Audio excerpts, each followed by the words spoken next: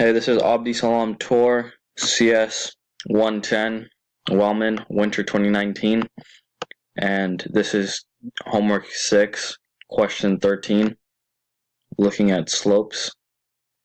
And I started with my define slope x1, y1, x2, y2.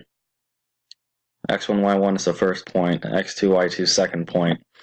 And in order to find a slope, you'd need your rise over run.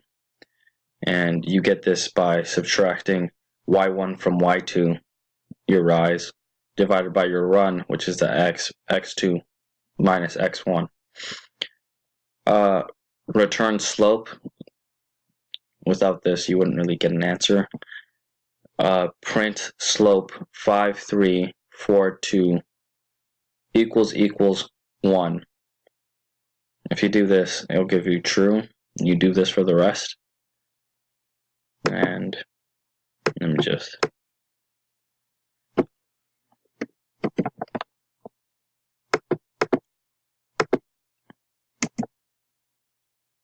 You get true, true, true, true.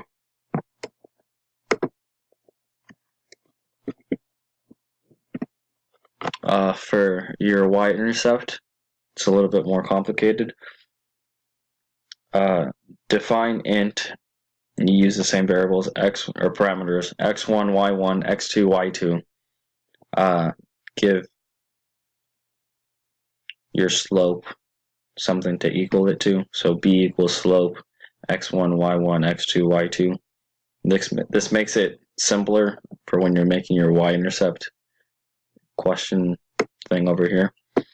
And we know that in order to find your y-intercept, you need to, or not your y-intercept, y equals mx plus b, and mx is slope, m times slope times x plus b. Your b is your y-intercept. And in order to get y-intercept by itself, you subtract the slope, the mx, so this bx. You get y1 minus x1 times b. This could also work with y2 minus x2b, as long as you keep it consistent, y3 minus x3b, and as long as you still have the parameters in here. You return your y-intercept so that, return y-int so that it can appear. Print int 1, 6, 3, 12 equals 3. The equals 3 makes it so it's true or false. And you do it 2 more times.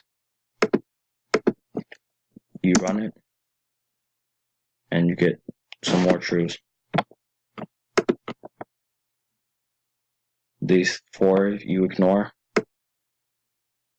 and you get true, true, true. So this would be true, that would be true, and this would also be true.